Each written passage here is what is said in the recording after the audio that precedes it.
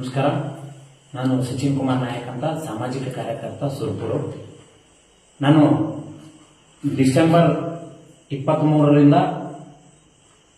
ಆಹಾರ ಇಲಾಖೆಗೆ ಮತ್ತು ಮಾನ್ಯ ತಹಶೀಲ್ದಾರರಿಗೂ ಹಾಗೂ ಜಿಲ್ಲಾಧಿಕಾರಿಗಳಿಗೂ ಮತ್ತು ಮೇಲ್ಮಟ್ಟ ಅಧಿಕಾರಿಗಳ ಗಮನಕ್ಕೂ ವಾರ್ಡ್ ನಂಬರ್ 6ರಲ್ಲಿ ಬರ್ತಕ್ಕಂಥ ನ್ಯಾಯಬೆಲೆ ಅಂಗಡಿ ಸಂಖ್ಯೆ 125 ಆ ಒಂದು ಪಡಿತರ ನ್ಯಾಯಬೆಲೆ ಅಂಗಡಿಯಲ್ಲಿ ಪಡಿತರದಾರರಿಂದ 3 ಕೆಜಿ ಅಕ್ಕಿಯನ್ನು ಕಟ್ ಮಾಡಿ ಮತ್ತು ತಲಾ ಬಯೋಮೆಟ್ರಿಕ್ಗೆ ಒಂದು ಪಡಿತರದ ಚೀಟಿಯಿಂದ 10 ರಿಂದ 20 ರೂಪಾಯಿ ಪಡೆದುಕೊಳ್ತಾರೆ. ಆ ಒಂದು ಅಕ್ಕಿಯನ್ನ ಎಲ್ಲವನ್ನು ಸಂಗ್ರಹಿಸಿಕೊಂಡು ಕಾಳಸಂತೆಯಲ್ಲಿ ಮಾರಾಟ ಮಾಡ್ತಾ ಇದ್ದಾರೆ. ಈ ಒಂದು ದಂಧೆ ಸುರಪುರದಲ್ಲಿ ಎಗ್ಗಿಲ್ಲದೆ ನಡೆಯುತ್ತಿದೆ. ಈ ಒಂದು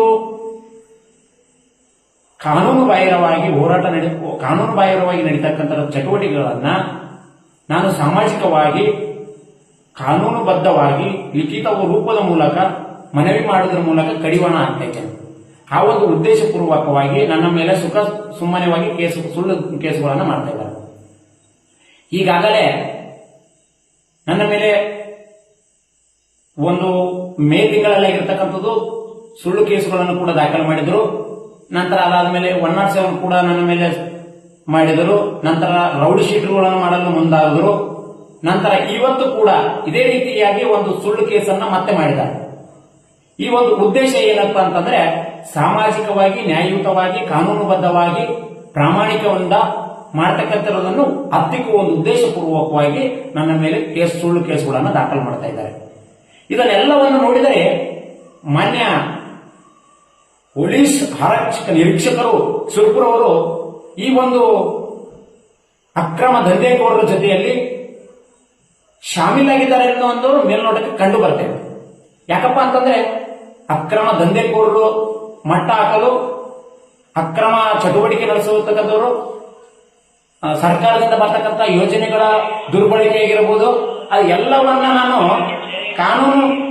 ಕಾನೂನುಬದ್ಧವಾಗಿ ಲಿಖಿತ ರೂಪದ ಮೂಲಕವಾಗಿ ತಡೆಯುವಲು ಮೌಖಿಕವಾಗಿ ಮತ್ತು ಲಿಖಿತವಾಗಿ ಮಾಹಿತಿಯನ್ನು ಪೊಲೀಸ್ ಇಲಾಖೆಗಾಗಿರ್ಬೋದು ಸಂಬಂಧಪಟ್ಟ ಇಲಾಖೆಗಾಗಿರ್ಬೋದು ಮಾಹಿತಿಯನ್ನು ನೀಡುತ್ತಿದ್ದೇನೆ. ಈ ಒಂದು ಉದ್ದೇಶಪೂರ್ವಕವಾಗಿ ನನ್ನ ಮೇಲೆ ಸುಮ್ಮನವಾಗಿ ಸುಳ್ಳು ಕೇಸುಗಳನ್ನು ಮಾಡ್ತಾ ಇರೋದು ಮಾನ್ಯ ಪೊಲೀಸ್ ಆರಕ್ಷಕ ನಿರೀಕ್ಷಕರು ದಯವಿಟ್ಟು ಇದನ್ನು ಪರಿಶೀಲಿಸಬೇಕು. ಸುಳ್ಳ ಯಾರೋ ಒಂದು ಬಂದರಂತ ಹೇಳಿದ ನಂತರ ಕೇಸನ್ನ ಪ್ರಕಟಣೆ ದಾಖಲು ಮಾಡಬಾರದಂತ ಇವರಲ್ಲಿ ಒಂದು ಮನವಿಯನ್ನ ಮಾಡ್ತಿದ್ದೇನೆ. ಜೊತೆಗೆ ಇದೆಲ್ಲವನ್ನ ನೋಡಿದರೆ ಈಗ ಪೊಲೀಸ್ ಇಲಾಖೆಯಲ್ಲಿ ಇರತಕ್ಕಂಥ ಕೆಲವು ಅಧಿಕಾರಿಗಳು ಅವರ ಜೊತೆ ಶಾಮೀಲಾಗಿರುವುದು ಮೇಲ್ನೋಟಕ್ಕೆ ಕಂಡು ಬರ್ತದೆ. ಆದ್ದರಿಂದ ಮಾನ್ಯ SP ಸಾಹೇಬರು ದಯವಿಟ್ಟು ಸುರಪುರದಲ್ಲಿ ಕಾನೂನು ವ್ಯವಸ್ಥೆ ಸಂಪೂರ್ಣವಾಗಿ ಹದಗೆಟ್ಟಿತ್ತು. ಮಾನ್ಯ SP ಸಾಹೇಬರು ಬಂದ ಮೇಲೆ ಈಗ ಸ್ವಲ್ಪ ಅಕ್ರಮ ದಂಧೆಗಳು ಕಡಿವಾಣ ಆಗಿದೆ. ಆದರೂ ಕೂಡ ಕದ್ದು ಮುಚ್ಚಿ ಇನ್ನ ಅಕ್ರಮ ದಂಧೆಗಳು ಎಗ್ಗಿಲ್ಲದೆ ನಡೆಯುತ್ತಿದೆ.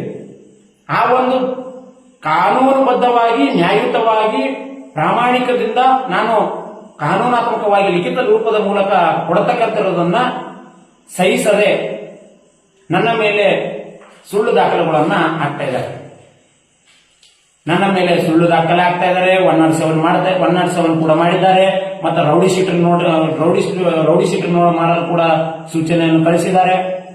ದಯವಿಟ್ಟು ಮಾನ್ಯ SP ಸಾಹೇಬರಲ್ಲಿ ವಿನಂತಿ ಏನಪ್ಪಾ ಅಂತಂದ್ರೆ ನನ್ನ ಬಗ್ಗೆ ಕುಲಂಕುಷವಾಗಿ ಸತ್ಯಾಸತ್ಯಾಂಶವನ್ನು ತಿಳಿದುಕೊಂಡು ಒಬ್ಬ ಸಾಮಾನ್ಯ ಪ್ರಜೆಯ ಹತ್ರ ಕೂಡ ತಾವು ತಿಳಿದುಕೊಳ್ಳಬಹುದು. ರಾಜಕೀಯ ಮುಖಂಡರು ಮತ್ತು ರಾಜಕೀಯ ಪಟ್ಟಭದ್ರ ಹಿತಾಸಕ್ತಿಗಳು ಎಲ್ಲರೂ ಸೇರಿಕೊಂಡು ಇದು ಒಂದು ಷಡ್ಯಂತ್ರ ರೂಪಿಸ್ತಾ ಇದ್ದಾರೆ. ಈ ಒಂದು ಷಡ್ಯಂತ್ರಕ್ಕೆ ನಾನು ಕಾನೂನಾತ್ಮಕವಾಗಿ ನಾನು ಎದುರಿಸಲು ಸದಾ ಸಿದ್ಧ ಇರ್ತೇನೆ.